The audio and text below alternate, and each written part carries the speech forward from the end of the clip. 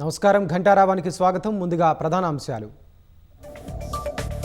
తీవ్ర తుఫానుగా మంథా, రాత్రికి తీరం దాటే అవకాశం. రైతులు వరి కోతలు వాయిదా వేసుకోవాలని సర్కారు సూచన.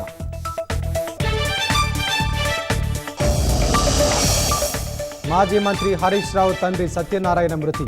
సంతాపం తెలిపిన కేసీఆర్, రేవంత్ రెడ్డి సహా ప్రముఖులు.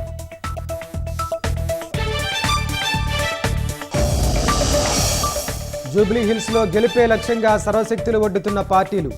సాయంత్రం 4 నుంచి 8 వరకు 52 చోట్ల బీజేపీ ప్రచారం.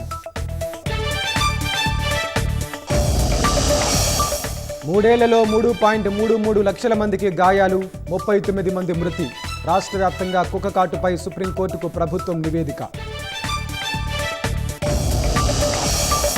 రష్యా చమురుపై అమెరికా వైఖరిని తప్పుపట్టిన జైశంకర్.